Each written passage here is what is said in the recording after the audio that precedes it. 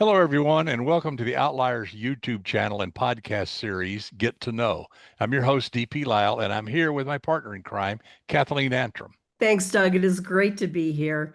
And we've got yet another fantastic interview for you. We've got a best-selling author. He's also been a monthly pick for Barnes and Noble. He writes phenomenal thrillers. Carter Wilson. Wilson, welcome to Get to Know. Thank you for having me here. So good to see both of you. It's great to see you too. I know we've caught sight of you here and there at various writers conferences. Boy, first day with the new tongue. I don't know. And you are always so busy. You've got so much going on. And I kind of want to know a little bit about your childhood. Maybe you were that kind of a child. You always had a lot going on. I don't know. We want to know, what was your childhood like? And do you feel that your childhood contributed to you becoming a writer? Did you have imaginary friends? Were you introverted, extroverted, athletic? Tell us about your childhood. Boy, this is going to be quick because I was such a boring kid. I was not into reading. I will say I was always a creative kid. I was always trying to make people laugh. I was always trying to figure out a story that would get me some kind of attention.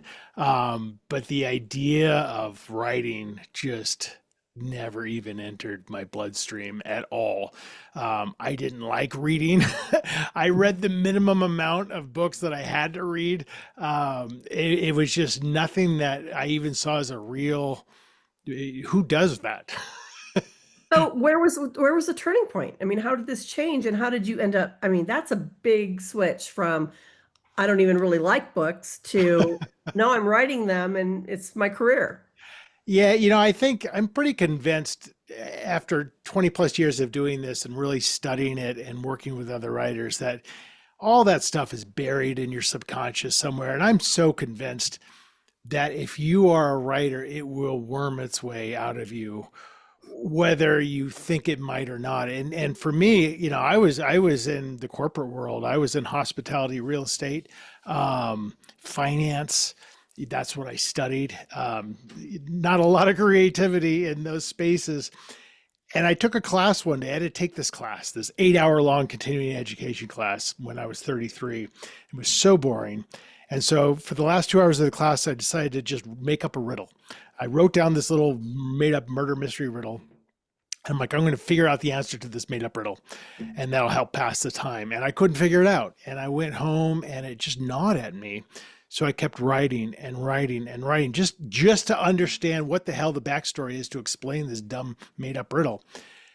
And in 3 months, I had a 400-page manuscript. Wow. And Based so on that riddle. based on that riddle, so tenacity is part of the answer, but I think the best thing that I did was I took the time to be curious about that. Like, why did this happen? Nothing has ever happened to me like this before. What does this mean? Is this what I should be doing with my life? So I started to just take the steps forward. What do I do with a manuscript? I had no idea. Google said, get an agent. What's an agent? What do they do? How do I do that? So, I mean, I was really didn't know anything. And then I just fell in love with storytelling. I just loved it. Would just became problem solving to me. And it was so interesting to me to figure out all those pieces, even if they were all just made up from my own mind. So that's how it all started. It's a giant, I mean, really, books are giant puzzles. That's amazing. I mean, that's an amazing story. When you got this 400-page manuscript done, I mean, did it have a beginning, a middle, and an end? I mean, it was actually I a think story? so. Yeah, Yeah, I okay. know it had way too many points of view, Sure. because you're writing based on, because I did get into my reading in my 20s, but it's just based on how you think books work, which, we all have different interpretations of that. I will say after 75 rejections, I did get an agent with that book. Same agent I'm with 2+ decades later. But that book didn't sell, nor did the next two. But I'm like, all right, I'm enjoying figuring out these books. So let me just keep going until something hits. And obviously taking notes, learning, understanding the game along the way. You have to absorb all of that. You can't just pretend you know what you're doing. And I what a bet you great started age. reading differently, didn't you, once you started writing? Yeah, it You actually, started reading books with a different slant. I will say it almost damaged my reading to this Yes. day. I don't hardly read fiction unless I'm blurbing or judging a contest or whatever. I read nonfiction just because I can get absorbed in it easier than reading either out of like, how the hell did this book do so well? Or Right. why can I write like this? And just dissect. I mean, I go back and read passages, like how did they make that work? I mean, I read it like a textbook. Yeah, you become overly critical, and it really Hmm. takes that special book just to pull you out of all of it. So but it's when you're reading in the mystery thriller suspense space, it's really, to me, it's really difficult. Yeah, absolutely. It's hard to read So, without editing. It is, Yeah, it is. yeah, And then it just becomes a chore, and I'm like, I've been exactly. doing chores all day. and in your last career, because I mean, finance to writing is 180 degrees off, right brain, left brain, all of that good stuff. Yeah, it is. I mean, there is creativity involved on all aspects, and there is problem solving on all aspects as well. And, it's funny because I worked not only in finance, but deep into data. And one of my jobs was to figure things out. Like, here are all the numbers. What's the story behind it all? So Mhm. you do realize that there's this thread of storytelling Hmm. throughout all of what we do. And one of the things I do now as well is I coach and teach public speaking. And Yeah. we always frame it as, don't just stand there and tell me things. What's the story? How am I going to remember you? And it is about being relatable and being compelling rather than being professional with big made up words. And so Right. it's funny to see that thread throughout all aspects of life. Well, that's how we learn. We learn, 100%. from your parents, from your friends, from school. It's basically through story, Right. Right. Right. our whole lives, The- even though we don't realize it at the time. Right. What can you do to be memorable? Yeah. And I think that's one of the most, whether you're a writer, a public speaker, or whatever you're doing in today's day and age, everything is so almost fake, almost AI driven, and you just don't absorb any of it. How can I remember you, your name, this book, And it's funny when we look at our books, when people, if your books get popular, they don't remember your name. They remember the title of the book. They remember the cover of the book.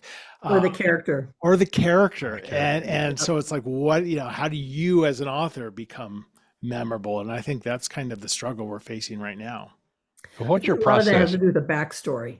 Do you consider Yeah. yourself an outliner or a pantser or somewhere in between, or Yeah, I'm a complete pantser, and it's frustrating. But when you start a book, what actually do you have at I- your disposal in your brain? Is it a scene? Is it a bit of dialogue? Do you have two or three it's scenes you at want the to do? most a scene that might be interesting to me. For example, and Tell Me What You Did, all I knew is it was going to be a story about a podcast where people confess crimes. But I sat down and I'm like, I don't know who's in this book, or so I just start writing, and I need my fingers moving. And then all of a sudden I'll see somebody. I'm like, oh, here's somebody. She's really angry. Why is she so angry? I don't know, but let's find out. Where it becomes problematic, I think, is when you're trying to pitch a future book to a Yeah. publisher, and you're like, I don't know, but I'll figure it out. And that always causes problems. But Yep. Yeah. A synopsis after the fact is hard enough. Trying to do a synopsis before the fact is almost impossible. And I think we all have to, as writers, I think we do have to be true to how our brains work. My brain doesn't work as an outliner, and I'm in awe of people who can do that, as they are of people who are pantsers. But I think you have to be respectful of how your brain works, and don't try to shoehorn yourself into a way that's not organic for you. I think you need to figure out how you work, and then surround yourself with the tools to kind of augment that, to make yourself as good as possible in that role. Absolutely. I love how you said that. I think that's so important. Otherwise, I think your writing's going to come off very flat. Yeah, and I think I feel the same way about people who just study writing. Read all the books on writing, And I think there's nothing wrong with that, but I think if you try to do everything everyone's telling you to do, it's going to be a mess, or it'll be two-dimensional or whatever.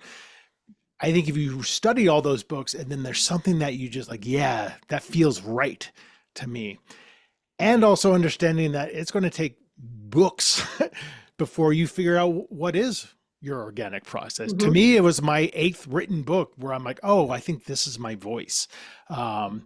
And it just took hundreds of thousands of words to find that. And writers need to learn patience, I think. I think that's what young writers really need to learn. You have to find your voice. Yeah. And that doesn't come, well, almost never. I will say almost never. Very few writers just have a voice coming out of the blocks. Right. You can tell a story, and you may have a voice telling a story, but writing a story is not the same. And to get your voice on the page, it takes time and it takes work. And when you first start, it's about, this is, I think, how books work. And then after a while, it becomes, this is how I work. And there's a sharp, steep learning curve. And that also involves getting a lot of feedback, that things that you hadn't thought about that become part of your armory after a while. To me, it's like the advice from my agent and my editor and my colleagues just is invaluable. Yep. Absolutely. So tell us about, tell me what you did. Well, Tell Me What You Did follows the story of Poe. Oh, there it is. Follows the story of 30-year-old Poe Webb, and she runs the highest rated true crime podcast in the country, where basically people come on, everyday people, and they confess to crimes.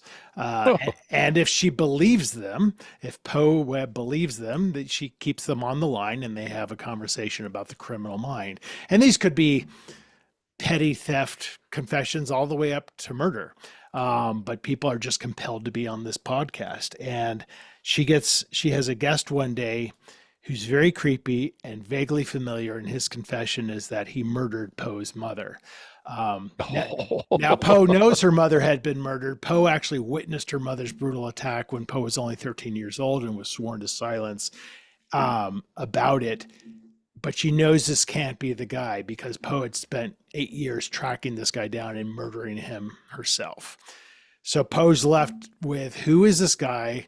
How does he know what I've done in my past? And if he's not if he is who he says he is, who did I kill? So it's very cat and mouse. I love the premise of that. That is fantastic. And that's the kind of thing, I mean, along the Panther lines. Like, I remember my friend told me one day, he's like, you got to listen to this podcast. It's, people can call and leave apologies on this voicemail, and the podcast just plays these apologies. And I thought that was interesting. And then the thriller writer brain immediately goes, what if it was a confession? And so that's literally all I knew going in, sitting down to write chapter 1, is it's going to be about a podcast where people confess crimes. And then, it's just a playground. And then it evolved into, what if the confession is false? Right. And lots of because editing, she knows differently. Or what if it's true and she killed somebody who's innocent? The wrong person, of course. Right. Yeah, exactly. And I didn't know what the answer was, to be honest with you. But I love this cover. Oh yeah. I mean, this cover is fantastic. That's my favorite cover. And it's amazing what a great cover does. It's so hard to appreciate all the hard work that goes into this. But then people just recognize it. They're like, oh, I've seen that, and it just makes a huge difference. It's striking, but the silhouette in the window makes it. It's like, what's going on here? Who is that person? What are they looking at? Why are they? Yeah. A million questions. I love it. They did a great job. Absolutely. Well, what's next for you? Yeah. What are you working on? I just signed a 2-book deal with Poison Pen, I've been with for the last 6 of my 10 books. So the next one doesn't come out until November of 26. And it's called When They Find Me. And it's basically a woman hiding in the mountains with her daughter, hiding from a horrible thing she's done in her past. It's a snowy 2 days before Christmas, and it becomes a home invasion. People who have gotten the wrong house, but now they're all stuck together because of this blizzard, and they're all hiding secrets. And the whole thing takes place over 5 hours, and it's pretty claustrophobic. And I loved writing it. This one just flowed right out of me. Oh, how exciting. Oh, I That can't is. wait to read We it. want you back when that one's getting ready to come Yeah, and out. I We want that absolutely do. gallon. I'll be around. But isn't it great when a story flows like that? When you just start, and the next thing you know, you can't get off the train. The Yeah, train's rolling, and you're just holding on for dear life. You know, you go, go, go, go. I love that. totally. And you know you're going to have to change a lot. And this, Yeah. I had months of editing with this thing, Yeah. but that joy of just like, I can just see it all. Yeah. Even if it's good, Yeah. not going to be right, and even if I need to change a lot of it, Right. that journey is why we are writers, I think. Why you do it. Exactly. Absolutely. Well, Carter, tell our viewers where they can find your books and where they can learn more about you. Yep, absolutely. You can find everything about me at carterwilson.com. And I also do writing coaching and all sorts of good stuff at unboundwriter.com. Yeah. Yep. Love it. And I'm assuming, actually, I know that your books can be found anywhere books are sold.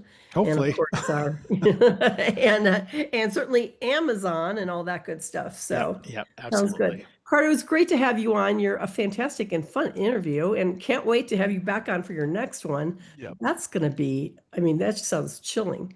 So, Well, no thanks so much. I love talking to both of you. Well, Well, we thank enjoyed you. having you, really, really. And we will get back together. And until then, folks, you know, this is a Get to Know here on the Outliers YouTube channel and podcast series. And you know that we will be back with more interviews and more fun. And until then, keep writing, keep reading, keep having fun, and try not to get caught.